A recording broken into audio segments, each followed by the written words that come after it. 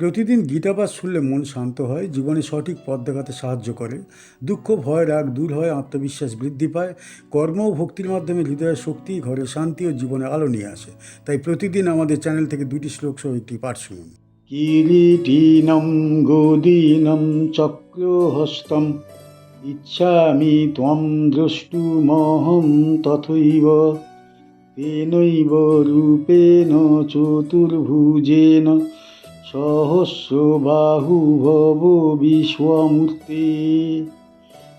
আমি আপনাকে সেই রূপেই দর্শন করতে চাই, মুকুটধারী, গদাধারী ও চক্রধারী রূপে। হে সহস্রবাহু, হে বিশ্বমূর্তি, আপনি সেই চতুর্ভুজ রূপেই প্রকাশিত হন। কিরীটিনম মানে মুকুটধারী, গদিনম মানে গদাধারী, চক্রহস্তম মানে চক্রধারী হস্ত বিশিষ্ট, ইচ্ছামি মানে ইচ্ছা করি, ত্বম মানে আপনাকে, দ্রষ্টুম মানে দর্শন করতে, অহম মানে আমি, তথা এব মানে ঠিক সেইভাবেই, তেন এব রূপেণ মানে সেই একই রূপে, চতুর্ভুজেন মানে চার বাহু যুক্ত, সহস্র বাহু হে সহস্র বাহু বিশিষ্ট, ভব মানে হন, বিশ্বমূর্তে মানে হে বিশ্ব রূপধারী। এই শ্লোকে অর্জুনের মানসিক পরিবর্তন অত্যন্ত সূক্ষ্মভাবে প্রকাশ পেয়েছে। বিশ্বরূপ দর্শনের মাধ্যমে তিনি পরম সত্য উপলব্ধি করেছেন, কিন্তু সেই রূপ মানব হৃদয়ের পক্ষে দুর্বহ। তাই তিনি আবার সেই রূপ দর্শন করতে চাইছেন না, যা ভয় নয়, আশ্রয় দেয় না, বিস্ময়ের জন্ম দেয়। কিরীটিনম গদিনম চক্রহস্তম, এই তিনটি চিহ্ন বৈষ্ণব রূপের প্রতীক। মুকুট ঐশ্বর্যের প্রকাশ, গদা শক্তি ও শাসনের প্রতীক, আর চক্র ধর্ম ও ন্যায় প্রতিষ্ঠার চিহ্ন।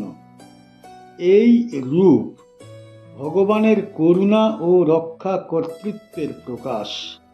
চতুর্ভুজ রূপ মানে সীমিত নয়, বরং নিয়ন্ত্রিত ঐশ্বর্য। বিশ্বরূপে বাহু অসংখ্য, কিন্তু চতুর্ভুজ রূপে ঐশ্বর্য সংযত ও স্নেহময়। অর্জুন এই সংযত ঐশ্বর্যেই শান্তি খুঁজে পাচ্ছেন। সহস্র বাহু সম্বোধনে অর্জুন স্বীকার করছেন ভগবান কখনো সহস্র বাহু, অর্থাৎ তাঁর বিশ্বরূপ সত্য অস্বীকার করা হচ্ছে না, কেবল ভক্তের মানসিক আশ্রয়ের জন্যে রূপের পরিবর্তন প্রার্থনা করা হচ্ছে। এই শ্লোক শিক্ষা দেয় ভগবান যেমন অসীম, তেমনি ভক্তের হৃদয়ের অনুকূলে নিজেকে সীমাবদ্ধ করতেও সক্ষম। বিশ্বরূপ দর্শন অর্জুনকে তত্ত্বজ্ঞান দিয়েছে, কিন্তু সৌম্য রূপ তাকে মানসিক স্থিরতা দেবে। এই দুয়ের সমন্বয় গীতার গভীর শিক্ষা। এই শ্লোকের প্রসঙ্গে বোঝা যায় ভক্তির পথ কেবল বিস্ময়ের নয়, সান্ত্বনারও। ভক্ত যখন ভয়ে বিচলিত হয়, তখন ভগবান রক্ষাকর্তা রূপে প্রকাশিত হন। অর্জুনের এই আকাঙ্ক্ষা আমাদের শিক্ষা দেয়, ভগবানের কাছে নিজের মনের কথা বলা দোষ নয়। ভক্তি মানে ভয় চেপে রাখা নয়, ভক্তি মানে নিজের দুর্বলতা স্বীকার করা। এখানে ভগবান বিশ্বমূর্তি হয়েও চতুর্ভুজ রূপে ধরা দেন। এই করুণাই সনাতন ধর্মের অন্তর্সার। এই শ্লোক শেখায় পরম সত্য ভক্তের কাছে ভয়ঙ্কর নয়, আশ্রয় স্বরূপ। এই আশ্রয় বোধেই গীতার বিশ্বরূপ অধ্যায় পূর্ণতা লাভ করে। কি শিখতে পারি এই শ্লোক থেকে? এই শ্লোক থেকে শেখা যায় অর্জুনের আন্তরিক আকাঙ্ক্ষা ও ভক্তির গভীরতা। কিরীটিনম গদিনম চক্রহস্তম, অর্থাৎ হে ঈশ্বর, আমি আপনাকে সেই রূপেই দেখতে চাই যার মুকুট, গদা এবং চক্র আছে। এই প্রতীকগুলি শুধু বাহ্যিক নয়, বরং ঈশ্বরের রাজত্ব, ন্যায় ও শক্তির প্রকাশ। ইচ্ছামি ত্বম দ্রষ্টুমহং তথৈব। অর্জুন স্পষ্টভাবে প্রার্থনা করছেন, হে কৃষ্ণ, আপনি আমাকে সেই রূপই দর্শন করান, বিশ্বরূপের অগণিত বাহু ও অসীম শক্তির ভয়ঙ্কর রূপ থেকে মনকে শান্ত করবার জন্যে এই সৌম্য রূপ প্রয়োজন। তেনৈব রূপেণ চতুর্ভুজেন, অর্থাৎ সেই চতুর্ভুজ রূপে প্রকাশিত হন, যা ভক্তি ও বিনয়কে সহজে উপলব্ধি করতে সাহায্য করে। সহস্র বাহো ভব বিশ্বমূর্তে, হে সহস্র বাহু বিশিষ্ট বিশ্বরূপধারী, আপনার ক্ষমতা এবং মহিমা সীমাহীন। অর্জুন বুঝতে পারছেন সীমাহীন শক্তি ও মহিমার মধ্যে ভক্তির জন্য পরিচিত রূপই প্রয়োজন। এই শ্লোক শেখায় ভক্তি মানে শুধু বিস্ময় নয়, বরং ভয়ের সঙ্গে শান্তি ও আত্মসমর্পণ। ঈশ্বর যখন অসীম মহিমায় বিরাজমান, তখন ভক্তির জন্য সহজ এবং পরিচিত রূপ অনিবার্য। শ্রী ভগবান উবাচ, ময়া প্রসন্নেন তবার্জুনেদম রূপম পরম দর্শিতুমাত্ময়োগাৎ তেজোময়ম বিশ্বমনন্তমাদ্যম সন্মে ত্বদন্যেন ন দৃষ্টপূর্বম। শ্রী ভগবান বললেন, হে অর্জুন, আমার প্রসন্ন ইচ্ছায় এবং আত্মযোগের শক্তিতে আমি তোমাকে আমার সেই পরম রূপ প্রদর্শন করেছি।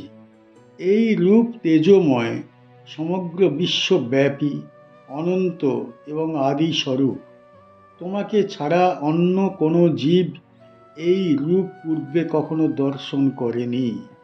শ্রী ভগবান উবাচ, শ্রী ভগবান বললেন, ময়া মানে আমার দ্বারা, প্রসন্নেন মানে প্রসন্ন চিত্তে, তব মানে তোমাকে, অর্জুন অর্থাৎ হে অর্জুন, ইদম মানে এই, রূপম মানে রূপ, পরম মানে পরম, দর্শিতম মানে প্রদর্শিত হয়েছে, আত্ময়োগাৎ মানে আত্মযোগের মাধ্যমে, তেজোময়ম মানে তেজে পরিপূর্ণ, বিশ্বম মানে সমগ্র বিশ্বস্বরূপ, অনন্তম মানে অনন্ত, আদিয়ম মানে আদি স্বরূপ, ইয়ৎ মানে যা, মে মানে আমার, ত্বদন্যেন তোমাকে ছাড়া অন্য কারো দ্বারা, ন মানে নয়, দৃষ্টপূর্বম মানে পূর্বে দর্শিত। এই শ্লোকে ভগবান শ্রীকৃষ্ণ প্রথমবারের মতো স্পষ্টভাবে ঘোষণা করছেন যে বিশ্বরূপ দর্শন কোনো সাধারণ ঘটনা নয়, এটি কোনো তপস্যার স্বাভাবিক ফলও নয়, কোনো জ্ঞান চর্চার নিয়মিত অর্জনও নয়, এটি একান্তই ভগবানের প্রসাদ। ময়া প্রসন্নেন, এই শব্দবন্ধের মাধ্যমে তিনি জানিয়ে দিচ্ছেন যে তাঁর কৃপা ব্যতীত ঈশ্বর তত্ত্বের এই স্তরে পৌঁছানো অসম্ভব। আত্মযোগ শব্দটি এখানে অত্যন্ত গভীর অর্থ বহন করে। এটি কেবল ধ্যান বা সাধনার কৌশল নয়, বরং ভগবানের সঙ্গে আত্মার অবিচ্ছেদ্য সংযোগ। শ্রীকৃষ্ণ ইচ্ছা করলে তবেই সেই যোগ কার্যকর হয়। মানুষের চেষ্টা সেখানে গৌণ, ঈশ্বরের কৃপাই মুখ্য। এই রূপ তেজোময়, অর্থাৎ এটি কেবল আলো নয়, চেতনার দীপ্তি। সেই তেজে অজ্ঞানের অন্ধকার ভস্মীভূত হয়। এই রূপ বিশ্বস্বরূপ, অর্থাৎ সৃষ্টি, স্থিতি ও লয়ের সমস্ত শক্তি এই এক রূপের মধ্যে বিরাজমান। আবার এই রূপ অনন্ত, অর্থাৎ এর কোনো সীমা নেই, কোনো পরিসীমা নেই, কোনো গণ্ডি নেই। শ্রীকৃষ্ণ আরও বলেন, এই রূপ আদ্য, অর্থাৎ সমস্ত কিছুর পূর্বে যিনি ছিলেন, যাঁর থেকেই সৃষ্টি শুরু হয়েছে। এখানে সময় নিজেই পরাজিত, কারণ আদি স্বরূপ মানে সময়েরও পূর্ববর্তী অস্তিত্ব। সবচেয়ে গুরুত্বপূর্ণ ঘোষণা হলো এই রূপ অন্য কেউ কখনো দেখেনি। অর্জুনের বিশেষত্ব তাঁর শক্তিতে নয়, তাঁর ভক্তিতে।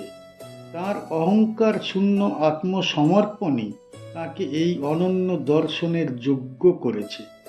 কুরুক্ষেত্রের যুদ্ধক্ষেত্রে অর্জুন যখন শত্রু মিত্রের ভেদ ভুলে কেবল সত্য জানতে চেয়েছেন, তখনই এই শ্লোকের আবির্ভাব। পূর্ববর্তী শ্লোকগুলিতে অর্জুন ভীত, বিস্মিত, কৃতজ্ঞ এবং আত্মসমর্পিত। সেই পরিপূর্ণ আত্মসমর্পণের উত্তরে শ্রীকৃষ্ণ এই ঘোষণা করছেন যে এই দর্শন মানুষের দাবি নয়, ঈশ্বরের দান। এই শ্লোক আমাদের শেখায় ঈশ্বরকে বোঝা যায় না বুদ্ধির জোরে, যুক্তির ধারালো অস্ত্রে বা বিদ্যার ভারে। ঈশ্বর ধরা দেন কেবল ভক্তির কোমলতায়। আত্ম অহংকার যত ক্ষীণ হয়, ঈশ্বর তত্ত্ব তত স্পষ্ট হয়। এখানে ভগবান শ্রীকৃষ্ণ নিজেকে কোনো সীমাবদ্ধ দেবতা হিসাবে নয়, বরং পরম সত্য, পরম আলো, পরম আশ্রয় হিসাবে প্রকাশ করেছেন। এই শ্লোক মানব জীবনের চরম শিক্ষা। নিজেকে নয়, ঈশ্বরকে কেন্দ্রে স্থাপন করাই মুক্তির পথ। কি শিখতে পারি এই শ্লোক থেকে? এই শ্লোক থেকে ভগবান অর্জুনকে জানাচ্ছেন, বিশ্বরূপ দেখানো কোনো সাধারণ ঘটনা নয়, এটি ঈশ্বরের কৃপা এবং ভক্তির ফল। মানুষের জ্ঞান বা সাধনা যতই শক্তিশালী হোক না কেন, ঈশ্বরের পরম রূপ দেখতে হলে আত্মসমর্পণ ও ভক্তি প্রয়োজন। শ্লোকের মাধ্যমে শেখা যায় ঈশ্বর সর্বব্যাপী, অনন্ত, আদি স্বরূপ এবং সমগ্র বিশ্ব তাঁর মধ্যেই বিস্তৃত। তাই অহংকার, অহংপূর্ণ জ্ঞান বা শক্তি মানুষের জন্য সীমিত ও নগণ্য। একই সঙ্গে এটি বলে, ভক্তি মানে শুধু ঈশ্বরের মহিমা দেখার আনন্দ নয়, ভক্তির মধ্যে থাকতে হবে বিনয়, ভয়কে স্বীকার করা এবং ঈশ্বরের কৃপায় নির্ভরশীল হওয়া। এই উপলব্ধি প্রকৃত ভক্তিকে শান্তি এবং আত্মজ্ঞান দেয়। সংক্ষেপে বলা যায়, সীমাহীন শক্তি ও মহিমার সামনে মানুষের আত্মসমর্পণই প্রকৃত মুক্তি ও শান্তির পথ। আমাদের চ্যানেলের গীতা পাঠ কেমন হয়েছে, ব্যাখ্যা কেমন হয়েছে, আপনার কেমন লেগেছে কমেন্ট বক্সে অবশ্যই জানাবেন, এবং প্রতিনিয়ত গীতা পাঠ শোনার জন্য চ্যানেলটা অবশ্যই সাবস্ক্রাইব করে রাখুন। দেখা হচ্ছে পরের ভিডিওতে।